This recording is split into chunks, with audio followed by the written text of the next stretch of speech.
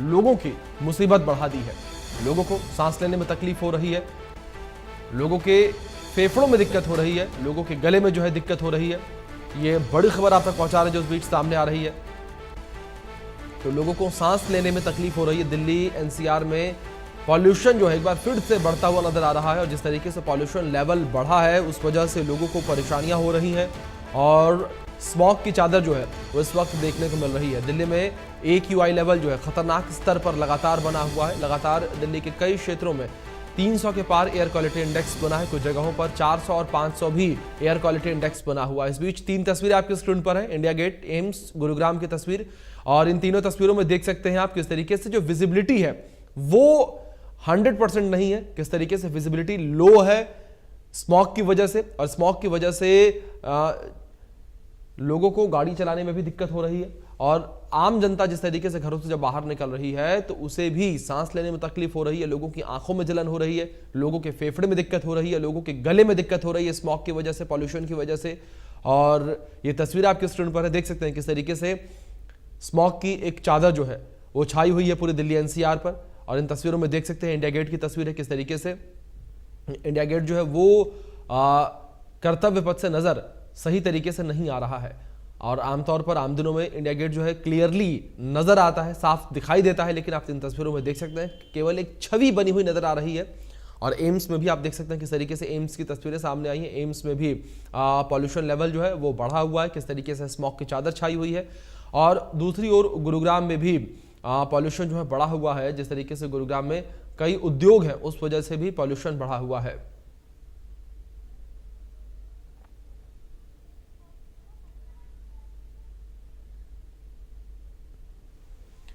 तो जिस तरीके से दिल्ली एनसीआर में लगातार पॉल्यूशन का स्तर बना हुआ है, लगातार पॉल्यूशन बढ़ रहा है, तो इसी कड़ी में फरीदाबाद में भी लगातार पॉल्यूशन का स्तर बढ़ता चला जा रहा है। और इस वक्त फरीदाबाद में क्या कुछ स्थिति बनी हुई है पॉल्यूशन को लेकर, इसका जायजा हमारे सहयोगी देवेंद्र कौशिक ने लिया है। आप रिपोर्ट देखिए।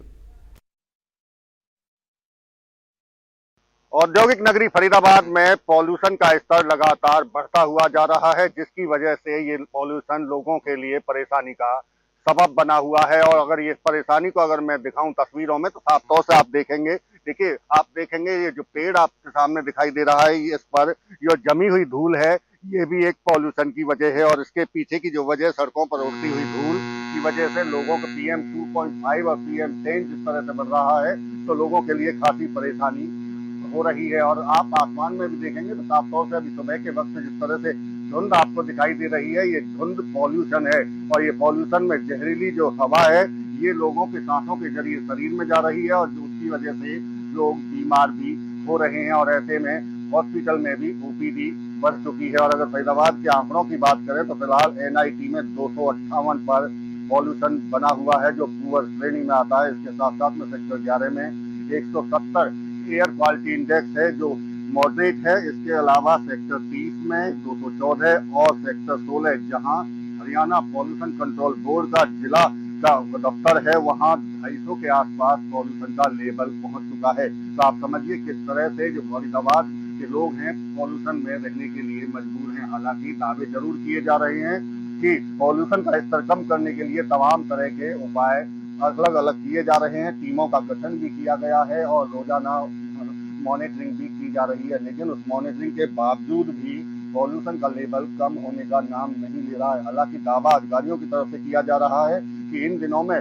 पिछले साल 300 के ऊपर पहुंच चुका था और ऐसे में ग्रेड 3 लागू हो चुका था। लेकिन इस बार अभी क्योंकि ग्रेड 2 लागू है और कोशिश यही है कि ग्रेड 3 लागू ना हो। लेकिन देखना होगा कि आने वाले दिनों में क्या ये पॉल्यूशन का लेवल यही रहता है या इससे ऊपर बढ़ता है। लेकिन इस बीच में हेल्थ डिपार्टमेंट की तरफ से भी कहा जा रहा है कि छोटे बच्चे और बुजुर्ग और गर्भवती महिलाओं को घर से बाहर नहीं निकलना चाहिए। और इसके पीछे साफ तौर से वजह यही है कि जो पॉल्यूशन है वो उसका स्तर बढ़ रहा है और सांसों के जरिए जो शरीर में ये हवा जा रही है ये नुकसान करने वाली हवा है। और चूंकि बुजुर्ग और बच्चे और गर्भवती महिलाओं के लिए एडवाइजरी जारी भी की गई है और साफ तौर से यही कहा गया कि जब बेहद जरूरी हो तभी घर से बाहर निकलें, नहीं तो आप घर पर रहें। और सुबह शाम की सैर करने के लिए भी डॉक्टरों की तरफ से मना किया गया है क्योंकि सुबह और शाम के वक्त में जो पॉल्यूशन लेवल है वो ज्यादा रहता है और उसमें लोगों को परेशानी हो सकती है। यानी कि कसरत करने के लिए भी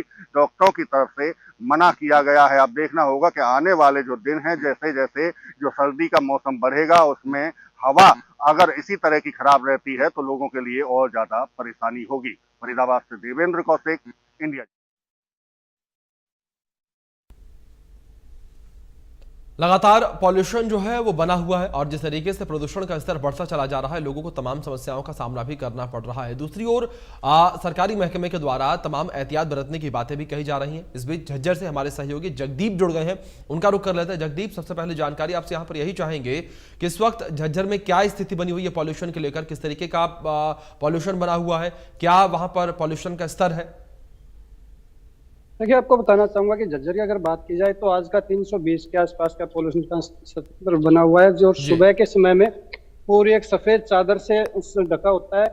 आपको बताऊं कि लगातार पॉल्यूशन जो है ये दीपावली के बाद से लगातार इसी स्थिति में बना हुआ है। लोगों के लिए बड़ी भारी समस्या जो हम कह सकते हैं, क्योंकि सुबह जब मॉर्निंग वॉक पे लोग जाते हैं तो मॉर्निंग वॉक पे स्वच्छ हवा खाने के लिए जाते हैं, लेकिन पॉल्यूशन की वजह से सभी को एक जहरीली हवा का सेवन करना पड़ रहा है। और स्वास्थ्य विभाग की तरफ से भी लोगों को जागरूक किया जा रहा है कि सुबह के मौसम में कम से कम जो बुजुर्ग हैं, बच्चे, गर्भवती महिलाएं हैं या जो भी रेस्पिरेटरी मरीज हैं, जितने भी सांस की बीमारी के मरीज हैं, वो घर से ना निकले जब तक जरूरी ना हो। खास करके जब तक धूप तेज नहीं होती तब तक पॉल्यूशन का स्तर काफी हाई रहता है। यानी करीब दोपहर के बाद जो है पॉल्यूशन का स्तर में कुछ धूप बढ़ने के बाद सुधार में आता है, लेकिन लगातार ये पॉल्यूशन का स्तर ऐसे ही बना हुआ है। तेज हवाओं के साथ पॉल्यूशन बना हुआ है, लोगों को भारी दिक्कतों का सामना करना पड़ रहा है। और लगातार बहादुरगढ़ की बात करें तो और भी ज्यादा पॉल्यूशन का स्तर बहादुरगढ़ के अंदर होता है, क्योंकि वहां पे पूरा इंडस्ट्रियल एरिया है। तो उसको लेके सरकार लगातार, प्रशासन जो लगातार बैठ के कर रहा है कि चाहे वो जेनसेट की बात हो या भवन निर्माण की बात हो, इन चीजों से भी बचा जाए ताकि पॉल्यूशन के स्तर को घटाया जा सके। बिल्कुल जगदीप, लेकिन जिस तरीके से लगातार आपने कहा कि एहतियात बरतने की बात सरकार के द्वारा कही जा रही है, प्रशासन के द्वारा कही जा रही है, लेकिन ऐसे में प्रयास क्या कुछ किए जा रहे हैं? जो पॉल्यूशन बढ़ रहा है उसको कम करने के लिए क्या एहतियाती कदम जो है जिम्मेदारों के द्वारा उठाए जा रहे हैं? देखिए, जितना भी इंडस्ट्रियल एरिया पूरा बहादुरगढ़ में ही है, बहादुरगढ़ के अलावा जिले में इंडस्ट्रियल एरिया तो कहीं पे नहीं है। वहाँ पे जितने भी डीजल के जेनसेट हैं उनको कम से कम चलाने की बात कही गई है कि कम से कम डीजल जेन सेट चलाए जाए, या जो भी कचरा है, कबाड़ा है, उसको ना जलाया जाए ताकि पॉल्यूशन का स्तर बचा रहे। लेकिन आपको ये भी बता दूं कि बहादुरगढ़ के साथ दिल्ली का एक इलाका लगता है टीकरी। टीकरी के अंदर प्लास्टिक मार्केट है, वहाँ पे ये भी एक पॉल्यूशन का हब है, जो कि बहादुरगढ़ के लोगों को या आसपास के क्षेत्र को, चाहे वो दिल्ली का क्षेत्र हो या हरियाणा का क्षेत्र हो, उन लोगों को झेलना पड़ता है। और वहाँ का पॉल्यूशन मेरे ख्याल से जिले की अगर बात की जाए और दिल्ली की बात की जाए तो सबसे अधिक होता है, यानी कि 400 के आसपास आज का वहाँ का पॉल्यूशन है।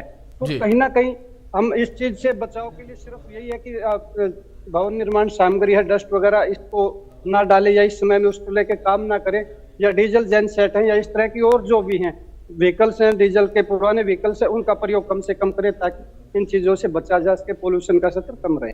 जी जगदीप, इस बीच एक सबसे बड़ा मुद्दा और सबसे ज्यादा ज्वलंत मुद्दा कह सकते हैं वो है पराली का। उसको लेकर किस तरीके की स्थितियां जो है झज्जर में बनी हुई हैं, किस तरीके से पराली जलाने के मामले सामने आ रहे हैं, और जो मामले सामने आ रहे हैं उन पर कार्रवाई किस तरीके से की जा रही है? देखिए, बताना चाहूंगा कि झज्जर जिले के अंदर पराली के अब तक 2 मामले आए हैं। इसके 2 रीजन। एक तो झज्जर के जिले के अंदर पराली का जो है वो सदुपयोग किया जाता है, यानी पराली को कुछ एक किसान इकट्ठा करके और उसको कटाई करके कुटी मशीन से और उसको बेचा जाता है, सप्लाई किया जाता है पशु चारे के लिए। और अब तक 2 मामले आए हैं जिन पर केस दर्ज हुआ है। लेकिन झज्जर जिले में धान की कटाई थोड़ी लेट होती है, तो अब भी धान की कटाई करीब 10 दिन तक और चलेगी। आने वाले समय में नहीं कह सकते कितने मामले आएंगे, लेकिन अभी तक सिर्फ 2 मामले आए हैं और दोनों पर कार्रवाई की जा रही है। जी बिल्कुल जगदीप, जाहिर तौर पर जिस तरीके से आपने कहा कि कार्रवाई जो है की जा रही है, प्रशासन जो है मुस्तैद है और एहतियाती कदम भी उठाए जा रहे हैं, लेकिन उसके बावजूद जो है लगातार पॉल्यूशन का लेवल बढ़ता चला जा रहा है। क्या जगदीप इस पर जिम्मेदार अधिकारियों को कोई बयान सामने आया कि जो एहतियाती कदम उठाए जा रहे हैं, लेकिन उसके बावजूद जिस तरीके से AQI लेवल लगातार बूस्ट कर रहा है दीपावली के बाद से, उसके पीछे कोई मुख्य वजह बताई हो? देखिए, कोई भी कारण सामने नहीं आया, क्योंकि हर वर्ष की बात है कि चाहे हरियाणा हो, चाहे पंजाब हो, दिल्ली हो, एयर क्वालिटी इंडेक्स तो हर साल खराब होता है। लेकिन इसके पीछे मुख्य कारण क्या है इसका तो कुछ नहीं कह सकते, क्योंकि ये पराली की बात आती है तो झज्जर जिले में कोई पराली का मामला सामने नहीं आया एक सुटपुट के अलावा। कोई बड़ा इंडस्ट्रियल हब भी नहीं है बहादुरगढ़ के छोड़ के, लेकिन लगातार पोल्यूशन का स्तर कहीं ना कहीं बना ही रहता है। और इसमें अगर टेक्निकली देखा जाए तो इसमें मुख्य कारण ये बताया जाता है कि जैसे गुलाबी ठंड शुरू होती है तो जितने पार्टिकल्स हैं वो ऊपर से नीचे की तरफ आना शुरू हो जाते हैं और नीचे की सतह पर एक लेयर बन जाती है, जिसकी वजह से वो आमजन को परेशानी भोगनी पड़ती है। और इसका जब तक ठंड नहीं बढ़ती तब तक पोल्यूशन स्तर कहीं ना कहीं लगातार बना रहता है। जी चलिए जगदीप, आप बने रहे हमारे साथ। इस बीच फरीदाबाद से हमारे सहयोगी देवेंद्र कौशिक जुड़ गए हैं, उनका रुख कर लेते हैं और जानते हैं फरीदाबाद का क्या कुछ हाल बना हुआ है।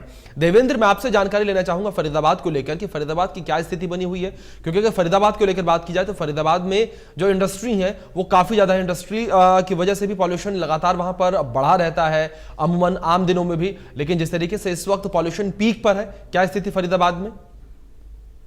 निश्चित तौर से देखिए, जिस तरह से फरीदाबाद में लगातार पॉल्यूशन पिछले कई सालों से खराब श्रेणी में रहा है, इस बार भी स्थिति ऐसी की ऐसी दिखाई दे रही है। हालांकि अधिकारी दावा जरूर कर रहे हैं कि पिछले कई सालों के प्रयास के बावजूद इस बार 300 से नीचे फरीदाबाद का जो एयर क्वालिटी इंडेक्स है वो दिखाई दे रहा है। चूंकि दीपावली गई, उसके बाद में छठ का पर्व मनाया गया, पटाखे खूब फरीदाबाद में भी फोड़े गए। जिस तरह दिल्ली एनसीआर की बाकी जगह की स्थिति थी, वही स्थिति फरीदाबाद की भी देखने को मिली। अगर आज फरीदाबाद की फिलहाल की भी बात करें तो 250 से ऊपर फरीदाबाद का जो एयर क्वालिटी इंडेक्स है वो दिखाई दे रहा है। और सुबह और शाम के वक्त में जो स्थिति बेहद खराब दिखाई देती है। और ऐसे में जो डॉक्टर हैं, डॉक्टर भी खास तौर से कहते हुए दिखाई दे रहे हैं कि छोटे बच्चे और गर्भवती महिलाएं और बुजुर्ग सुबह और शाम के वक्त में बाहर ना निकलें। और यहां तक कि सैर करने के लिए भी मना किया जा रहा है डॉक्टरों की तरफ से। और वजह यही है कि PM 2.5 और PM 10 जिस तरह से बढ़ रहा है तो एयर क्वालिटी इंडेक्स लगातार बढ़ रहा है। जहरीली जो हवा है वो सांसों के जरिए शरीर में जा रही है और लोगों के लिए परेशानी का सबब बनती हुई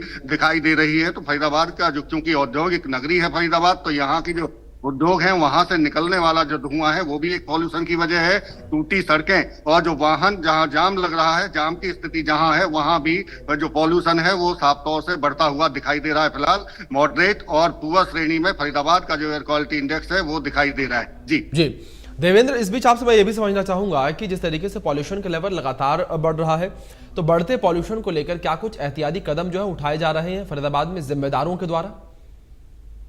बिल्कुल, देखिए अगर अधिकारियों की बात करें तो चूंकि दावा जरूर किया जा रहा है कि टीमों का गठन किया गया है, चाहे MCF की बात करें, HSBP की बात करें, चूंकि nodal agency Haryana pollution control board है, उसको इम्प्लीमेंट कराना है। अगर कहीं आग जलती है या जेनसेट चलता है या पॉल्यूशन होता है तो उनकी तरफ से चालान काटने की भी बात कही जरूर जा रही है। लेकिन उसका जो असर है अभी खास बेहतर होता हुआ दिखाई नहीं दे रहा है। DC की तरफ से साफ तौर से निर्देश दे दिए गए थे, आदेश जारी कर दिए गए थे और मॉनिटरिंग डेली की डेली मॉनिटरिंग करने की भी उनकी तरफ से बात कही जा रही है। लेकिन अभी भी कई जगह कूड़े कचरे में आग लगाते हुए लोगों को देखा जा सकता है। सड़कों पर पानी के छिड़काव की बात जरूर की गई थी, नगर निगम की तरफ से पानी का छिड़काव करने के लिए कहा गया था, लेकिन संसाधन इतने नहीं है कि पूरे फरीदाबाद के जो सड़कों पर या पेड़ों पर पानी का छिड़काव हो सके। लेकिन कहा जरूर जा रहा है 2 मशीनें यहाँ हैं, उनसे पानी का छिड़काव जरूर किया जा रहा है, लेकिन उसका जो परिणाम है वो बेहतर दिखाई नहीं दे रहा है। तो देखना होगा आने वाले दिनों में, चूंकि अभी उम्मीद यही है कि आने वाले दिनों में जो पॉल्यूशन का लेवल है वो बढ़ता हुआ दिखाई देगा और हो सकता है कि ग्रेड 3 की बंदिशें भी लागू की जाएं। हालांकि फरीदाबाद चूंकि जैसा जिक्र आप भी कर रहे हैं औद्योगिक नगरी है, तो जितने भी डीजल जेनसेट है उनको PNG में कन्वर्ट करने की बात कही गई है। लेकिन PNG में जो उद्योगपति हैं उनका साफ तौर से कहना है कि ये बहुत महंगा PNG में सिस्टम कन्वर्ट होता है, तो ऐसे में वो छूट चाहते हैं। हाई राइज सोसाइटी फरीदाबाद में बनी हुई है, हाई राइज सोसाइटियों में जो जेनसेट है, हालांकि हाई राइज सोसाइटियों के जो RW है उनकी तरफ से भी सरकार से छूट मांगी गई थी, पॉल्यूशन कंट्रोल बोर्ड से भी छूट मांगी गई थी, लेकिन उनकी तरफ से छूट देने से मना किया गया है। तो ऐसे में अब आने वाले दिनों में किस तरह के हालात फरीदाबाद के होंगे ये देखने वाली बात होगी। बिल्कुल देवेंद्र, मैं एक चीज आपसे और समझना चाहूंगा। अगर फरीदाबाद को लेकर बात की जाए तो फरीदाबाद में कई ऐसे क्षेत्र हैं जहां पर खेती किसानी भी होती है और बड़े पैमाने पर होती है। तो जाहिर तौर पर जब बड़े पैमाने पर खेती किसानी होगी तो मुद्दा पराली का भी सामने आएगा। देवेंद्र, पराली का क्या स्थिति जो है फरीदाबाद में देखने को मिली है? किस तरीके से पराली जलाने के मामले सामने आए हैं और पराली प्रबंधन को लेकर क्या कुछ किया गया है? बिल्कुल, देखिए अगर फरीदाबाद में पराली प्रबंधन और पराली जलाने की बात करें तो फरीदाबाद में जो धान की खेती है वो बेहद कम होती है और ऐसे में हालांकि मामला जरूर यहाँ भी सामने आया है। 2 मुकदमे 2 किसानों के खिलाफ में दर्ज कराए गए हैं। पिछले साल भी इसी तरह के हालात फरीदाबाद में देखे गए थे कि 2 मुकदमे हुए थे। तो साफ तौर से अधिकारी यही कह रहे हैं कि फरीदाबाद में पराली जलाने के बहुत ज्यादा मामले नहीं आते हैं, क्योंकि यहाँ धान की फसल बहुत ज्यादा नहीं बुआई उसकी नहीं की जाती है। लेकिन फिर भी पराली प्रबंधन को लेकर जो सरकार की तरफ से तमाम जो योजनाएं हैं वो यहाँ भी लागू है। लेकिन क्योंकि अभी इस तरह की स्थिति फरीदाबाद में ऐसे कोई ज्यादा केस नहीं है तो इसलिए इस पर बहुत ज्यादा अधिकारियों की तरफ से भी नहीं कहा गया है। लेकिन हाँ, जरूर इतनी अधिकारी बात कर रहे हैं कि जो पिछले सालों के मुकाबले फरीदाबाद में एयर क्वालिटी इंडेक्स का जो स्तर है वो इस बार कम है और इसी स्तर को अगर ये कम रहता है तो अधिकारी भी साफ तौर से इस बात को समझ रहे हैं कि उनकी तरफ से प्रयास किए गए हैं। इस बात का वो दावा भी करते हुए दिखाई दे रहे हैं। लेकिन इंतजार इस बात का है, क्योंकि जैसे जैसे और अगर सर्दी बढ़ती है और ऐसे में जो हवा है, अगर हवा नहीं चलती है तो फरीदाबाद का जो एयर क्वालिटी इंडेक्स है वो बेहद खराब श्रेणी में भी जा सकता है। अब इसी बात को लेकर देखा जा रहा है। हालांकि प्रयास जरूर किए जा रहे हैं। अब ये प्रयास कितने सार्थक होंगे, जो कठोर कदम उठाने की जो बात की जा रही है वो कितने कदम उठाए गए हैं, ये आने वाले दिनों में देखना होगा। बिल्कुल देवेंद्र, बिल्कुल ठीक कहा आपने। जो प्रयास किए जा रहे हैं उन प्रयासों का जो परिणाम है वो क्या निकलता है वो देखने वाली बात होगी। देवेंद्र और जगदीप, आप दोनों का बहुत शुक्रिया, आप दोनों जुड़े और आप दोनों ने बेहद अहम जानकारी हमारे दर्शकों तक पहुंचाई है और अब खबरों में आगे बढ़ेंगे। इस बीच खबर दिल्ली से सामने आ रही है।